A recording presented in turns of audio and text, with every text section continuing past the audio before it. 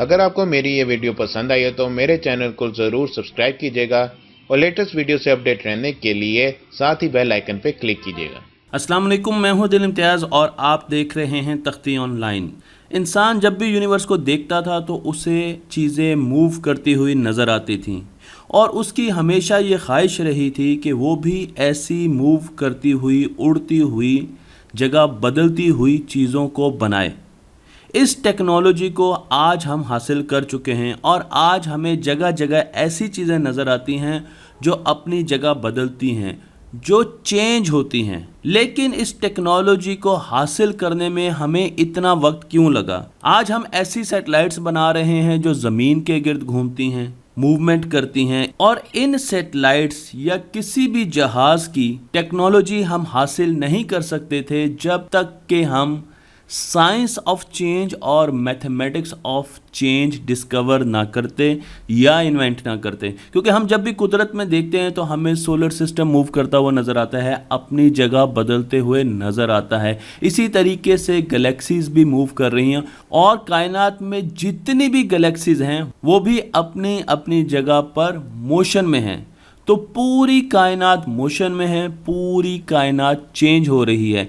इसीलिए इंसान ने ज़रूरत महसूस की एक ऐसे टूल की जो कि चेंज के बारे में हमें बता सके, और ये ज़रूरत महसूस की साइंटिस्ट ने जो कि इस मोशन को कैलकुलेट करना चाह रहे थे।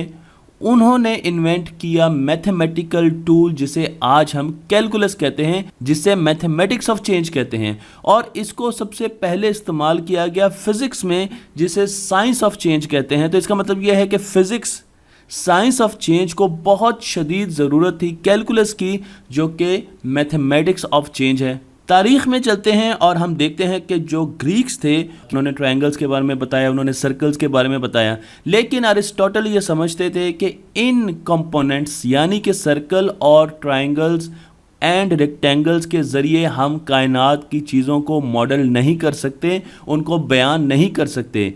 अगर कायनात इन सर्कल्स और ट्रायंगल्स की बुनियाद पर बनी होती तो वो बहुत ही ज़्यादा एब्स्ट्रैक्ट किस्म की, आइडियलिस्टिक किस्म की कायनात होती और उसमें हमें इर्रेगुलर शेप्स बिल्कुल भी नज़र ना आती। इसलिए मैथमेटिक्स के ज़रिए, ज्योमेट्री के ज़रिए कायनात के किसी भी इवेंट को, किसी भी प्रोसेस को डिस्क्राइब नहीं किया जा सकता। तो मैथमेटिक्स अलग चीज़ है और कायनात में होने वाले तमाम इवेंट्स अलग चीज़ हैं। और इसका मतलब ये भी था कि मैथमेटिक्स चेंज को बयान नहीं कर सकता, और बात उनकी ठीक भी थी क्योंकि उस वक्त तक कैलकुलस इजाद नहीं हुई थी। लेकिन कैलकुलस के बगैर ही ये काम कर दिखाया एक मुसलमान साइंटिस्ट ने, जिन्होंने आज से 1000 साल पहले, इब्नुल हैथम इनका नाम था, इन्होंने ज्योमेट्री का इस्तेमाल किया और इन्होंने ज्योमेट्री का इस्तेमाल करते हुए रोशनी की, लाइट की प्रॉपर्टीज़ के बारे में हमें बताया। और अपनी किताब अल नाज़िर में इन्होंने इसका नाम रखा ज्योमेट्रिकल ऑप्टिक्स। तो पहली मर्तबा जिस साइंसदान ने मैथमेटिक्स का इस्तेमाल किया रियल लाइफ इवेंट्स को डिफ़ाइन करने के लिए, रोशनी का बयान करने के लिए, उनका नाम था इब्नुल हैथम। और ये एक बहुत बड़ी चेंज थी कि आप मैथमेटिक्स के ज़रिए यूनिवर्स को डिफ़ाइन कर सकते हैं, यूनिवर्स की मुख्तलिफ प्रॉपर्टीज़ का बयान कर सकते हैं। डिकार्ट्स एक फ़्रेंच फ़िलासफ़र थे जो कि 1600 में आए, और वो हमेशा ये सोचते रहते, क्योंकि वो बहुत बड़े फ़िलासफ़र थे, कि वो सूरज की पोजीशन को कैसे लोकेट कर सकते हैं, किसी भी पॉइंट को कैसे लोकेट कर सकते हैं दूसरे पॉइंट की पोजीशन से। तो उन्होंने एक आइडिया सोचा और उन्होंने सोचा कि क्यों ना मैं 2 लाइंस लूँ, एक लाइन हॉरिजेंटल हो और एक लाइन वर्टिकल हो और उसके बीच में ओरिजिन हो। इसको मैं 0 0 पॉइंट कह दूँ तो मेरे पास यहाँ पर एक्स एक्सिस आ जाएगा और यहाँ पर वाई एक्सिस आ जाएगा, और इस रेफरेंस के ज़रिए मैं किसी भी पॉइंट की पोजीशन को, लोकेशन को मेजर कर सकूँगा। मसलन अगर सूरज इस तरीके से मूव करता है दिन में, तो हमारे पास जो ओरिजिन है वो 0 0 पर है। तो अगर सूरज यहाँ पर मौजूद है तो हम उसकी लोकेशन कैसे मेजर कर सकते हैं? हम सिंपल बता सकते हैं कि वो एक्स एक्सिस पे 5 स्क्वायर्स मूव किया है और वर्टिकल एक्सिस पे 15 स्क्वायर्स मूव किया है। ये उसके कोऑर्डिनेट्स हो गए। इसी तरीके से इस जगह पर अगर मैंने देखना तो देखूंगा कि कोऑर्डिनेट्स चेंज हो गए, उसका एक्स एक्सिस यानी उसका हॉरिजॉन्टल एक्सिस चेंज हो रहा है। तो अब आप नए कोऑर्डिनेट्स को देख सकते हैं। इसी तरीके से सूरज फिर मूव करेगा तो अब उसके कोऑर्डिनेट्स और डिफरेंट हो जाएंगे। तो यहाँ पर थे 5 15, यहाँ पर थे 10 15 और यहाँ पे थे 15 15 एक्स एंड वाई कोऑर्डिनेट्स। तो इस तरीके से उन्होंने हमें कार्टेशियन प्लेन दिया और कार्टेशियन प्लेन ने अलजबरा और ज्योमेट्री को इकट्ठा कर दिया। अलजबरा हमें इक्वेशंस देता था, ज्योमेट्री हमें शक्लें देती थी। तो कार्टेशियन प्लेन हमें अलजबरा की शक्लें दिखाता था। यानी y = x एक अलजब्रैक इक्वेशन है, लेकिन कार्टेशियन कोऑर्डिनेट के जरिए हम उसकी शक्ल देख सकते हैं कि ये एक लाइन की इक्वेशन है। इसका मतलब ये था कि अब किसी भी अलजब्रैक इक्वेशन को, पोलिनोमियल को हम प्लॉट कर सकते हैं और उसमें चेंज मेजर कर सकते हैं। मतलब मैं आपको एक छोटी सी एग्जांपल देता हूं कि कार्टेशियन प्लेन का क्या फ़ायदा है। अगर आप यूक्लिड की मैथमेटिक्स की बुक्स को देखें जो कि 12 एलिमेंट्स हैं, 12 बुक्स हैं, तो उसमें सर्कल की डेफिनेशन ऐसे दी हुई है। इसको गौर से पढ़ें और फिर अंदाज़ा लगाने की कोशिश करें सर्कल कैसा होगा। लेकिन जैसे ही हमने सर्कल की इक्वेशन को प्लॉट किया तो हमें नज़र आना शुरू हो गया कि सर्कल की शक्ल कैसे होती है। तो अब आपको अंदाज़ा हो गया होगा कि कार्टेशियन प्लेन का हमें कितना फ़ायदा हुआ। अदरवाइज़ आज तक हम मैथमेटिक्स टेक्स्ट में ही पढ़ते रहते हैं और इस सर्कल की बुनियाद को, इसको देखकर हमने बहुत सी कंस्ट्रक्शन की। तो हमने सिर्फ इसकी इक्वेशन से नहीं सीखा बल्कि हमने इसकी शक्ल से भी बहुत कुछ सीखा। मैं आपको लेके चलता हूँ जर्मनी, जहाँ की यूनिवर्सिटी हैनोवर में एक प्रोफेसर काम करते थे जिनका नाम था लिबनीज़। ये बात है 1646 की। लिबनीज़ एक जर्मन पॉलीमैथ और फिलोसोफर थे और वो ये चाहते थे कि वो किसी तरीके से चेंज को मेजर कर सकें। उन्होंने हमें एक ऐसा कैलकुलेटर बना के दिया जो बेसिक अरिथमेटिक ऑपरेशंस करता था। मसलन ये जमा कर सकता था, नेगेटिव यानी सब्ट्रैक्शन कर सकता था, मल्टीप्लाई कर सकता था, डिवाइड कर सकता था।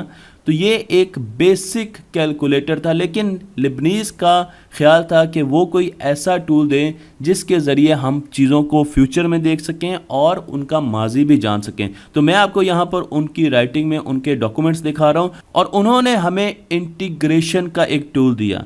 इंटीग्रेशन पर मैं पूरी वीडियो बना चुका हूं, आप उस वीडियो को देख सकते हैं। लेकिन इंटीग्रेशन किसी भी कर्व के नीचे एरिया फाइंड करती है, क्योंकि अगर वो कर्व चेंज हो रहा है तो उसके नीचे एरिया भी चेंज हो रहा है। इससे हमें चेंज का पता चलेगा कि वो कर्व कितनी तेज़ी के साथ चेंज हो रहा है। हम इस कर्व का एरिया मालूम नहीं कर सकते, लेकिन हमें पता है कि किसी भी रेक्टेंगल का एरिया मालूम करना बहुत आसान है, क्योंकि उसकी बेस को हम उसकी हाइट के साथ मल्टीप्लाई कर सकते हैं। तो अगर मैं किसी कर्व को रेक्टेंगल्स में तोड़ लूँ और फिर आहिस्ता आहिस्ता उन रेक्टेंगल्स को ज़्यादा कर दूं तो आप देखें कि वो बहुत अच्छे तरीके से एस्टिमेट कर सकेंगे इस कर्व को। यहाँ पर एरर कम है, यहाँ पर एरर ज़्यादा थे क्योंकि यहाँ पर बड़े बड़े रेक्टेंगल्स इस्तेमाल किए थे। और अगर रेक्टेंगल्स बहुत छोटे छोटे छोटे छोटे होते जाएं तो ये एस्टिमेशन उतनी ही ज़्यादा बेहतर होती जाएगी इस कर्व अंडर एरिया की।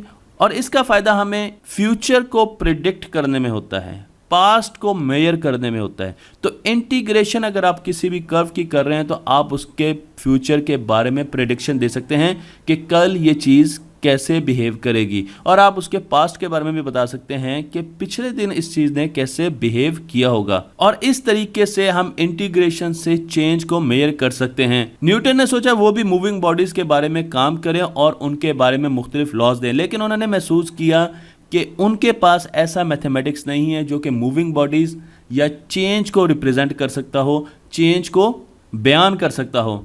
तो उन्होंने सोचा कि वो खुद क्यों ना ऐसा मैथमेटिक्स बनाएं, और उनकी तसनीफ़ात में आपको दिखा रहा हूँ, क्योंकि वो चाहते थे कि अगर कोई चीज़ मूव करती है, जैसे कि सेब दरख्त से नीचे गिरता है तो वो मोशन में होता है। और इसी तरीके से जब वो किसी कॉमेट को देखते थे जो कि सूरज के गिर्द चक्कर लगाता था तो उसको भी वो मैथमेटिक्स में बयान करना चाहते थे, लेकिन उन्होंने महसूस किया कि ऐसा मैथमेटिक्स तो एग्जिस्ट ही नहीं करता। सो उन्होंने सोचा कि क्यों ना ऐसा मैथमेटिक्स बनाया जाए जो किसी भी पॉइंट पर चेंज को बयान कर सके। मसलन आप कार को देख रहे हैं जो कि 1 घंटे में 60 मील तय करती है, लेकिन किसी एक पॉइंट पर इस कार की स्पीड क्या होगी? ये चीज़ आपको इंटीग्रेशन नहीं बता सकती, लेकिन ये चीज़ आपको एक और टूल बता सकता है जिसे हम डेरिवेटिव कहते हैं।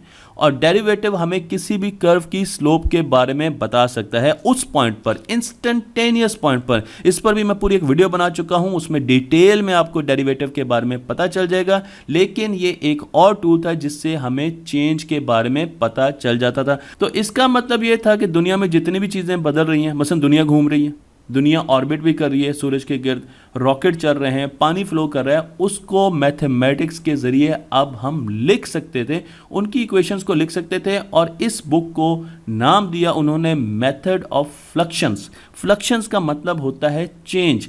तो ये न्यूटन की बुक है जो मैं आपको दिखा रहा हूँ। जबकि इससे पहले केपलर हमें ये बता चुके थे कि सियारे एलिप्टिकल ऑर्बिट्स में मूव करते हैं सन के गिर्द, और उन्होंने भी कुछ ऐसे ही मैथमेटिक्स का इस्तेमाल किया था।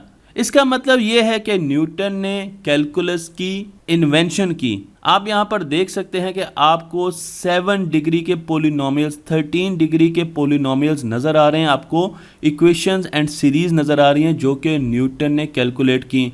आपको मैं यहाँ पर न्यूटन की ही बुक से बहुत से पेपर्स दिखा रहा हूँ जहाँ पर वो कर्व की स्लोप को मेयर कर रहे हैं, वो मुख्तलिफ किस्म के कर्व्स को, पोलिनोमियल्स को डिस्कवर भी कर रहे हैं, और उन्होंने अपने ख्यालात लिबनीज़ के साथ एक्सचेंज भी किए। उन्होंने कुछ ख़त लिबनीज़ को भी लिखे और उसमें कैलकुलस के बारे में बताया गया। अब यहाँ से एक और कहानी की शुरुआत हुई, क्योंकि लेबनीज़ भी चेंज पर, मैथमेटिक्स ऑफ चेंज पर काम कर रहे थे, जबकि न्यूटन ने भी डेरिवेटिव उस वक्त तक बना लिया था और पब्लिश कर दिया था। न्यूटन ने तकरीबन 8 साल पहले पब्लिश कर दिया था अपना काम, और उन्होंने हमें ये बता दिया था कि मूविंग बॉडीज़ को बयान करने के लिए हमें उसकी एक्सेलरेशन की ज़रूरत होती है जो कि चेंज ऑफ वेलोसिटी होती है, वेलोसिटी की ज़रूरत होती है जो कि चेंज ऑफ होती है। तो इस तरीके से हम डेरिवेटिव्स लेकर मूविंग बॉडीज़ के बारे में ज़्यादा इन्फॉर्मेशन ले सकते हैं।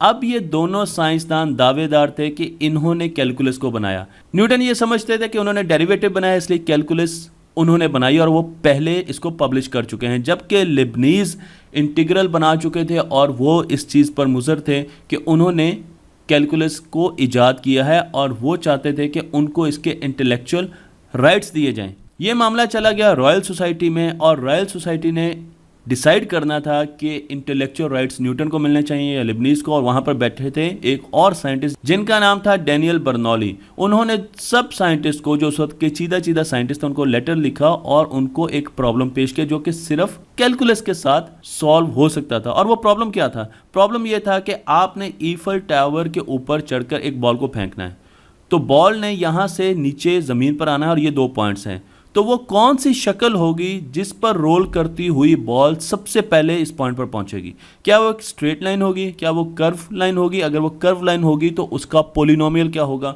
वो कैसी शक्ल की होगी, ये बताना था। उन्होंने ये लेटर सबको भेजे। न्यूटन ने उनका लेटर पढ़ा और कुछ ही हफ्तों के बाद न्यूटन ने उनको जवाब भेजा। जब उन्होंने न्यूटन का जवाब देखा तो वो खुश हो गए, क्योंकि न्यूटन ने कैलकुलस का इस्तेमाल करते हुए बिल्कुल ठीक जवाब दिया था। न्यूटन ने यह बताया था कि अगर आप एक साइकिल के पहिए को ले लें, वैसे तो ये न्यूटन ने नहीं लिखा होगा, ये तो मैं आपको समझाने के लिए कह रहा हूँ, और उसका रेडियस देखें तो आपको एक कर्व नज़र आएगा। ये आप एक कर्व देख रहे हैं रेड कलर का, ये आपको एक कर्व नज़र आ रहा है क्योंकि साइकिल का पहिया घूम रहा है और इसका रेडियस ये शेप बना रहा है। इस कर्व को अगर हम उल्टा कर लें तो इसको हम साइक्लॉइड कहते हैं, और न्यूटन ने इस साइक्लॉइड की इक्वेशन भी निकाली। तो न्यूटन ने ये कहा कि स्ट्रेट लाइन पर अगर एक बॉल को आप रोल करवाएंगे और साइक्लॉइड पे आप एक बॉल को रोल करवाएंगे तो साइक्लॉइड वाली बॉल पहले पहुंच जाएगी। और जब इस चीज़ को टेस्ट किया गया तो न्यूटन का अंदाज़ा बिल्कुल ठीक निकला, जो कि उन्होंने अपने मैथमेटिक्स से लगाया था। ब्लैक बॉल को देखिएगा, ये सबसे पहले पहुंचेगी। क्यों? क्योंकि ये एक साइक्लॉइड सरफेस पर ट्रैवल कर रही है, मूव कर रही है। और आपको ये जानकर हैरानी होगी कि ये जो ब्लू कलर की लाइन है ये 6 डिग्री पॉलिनोमियल है, यानी x टू पावर 6 तक की इक्वेशन इससे निकलती है। तो इस तरीके से स्ट्रेट लाइन में x की एक पावर होती है, जैसे जैसे हम कर्व की तरफ आते हैं तो x की पावर बढ़ती रहती है। तो इस तरीके से हम हायर डिग्री पॉलिनोमियल में चले गए, कैलकुलस में चले गए, और कैलकुलस के बगैर इस चीज़ का अंदाज़ा लगाना नामुमकिन था।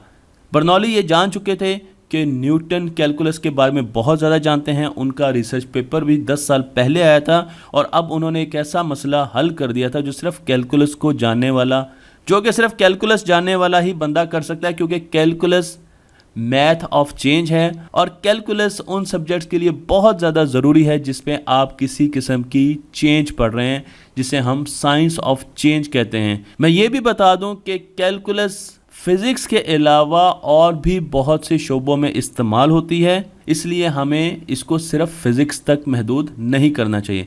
तो अगर आप किसी भी सब्जेक्ट को मास्टर करना चाहते हैं तो आपके लिए ज़रूरी है कि आपको कैलकुलस बहुत अच्छी आती हो। मेरी इस वीडियो को लाइक कीजिए, शेयर कीजिए और कैलकुलस जानने का असल मकसद दूसरों तक पहुंचाइए।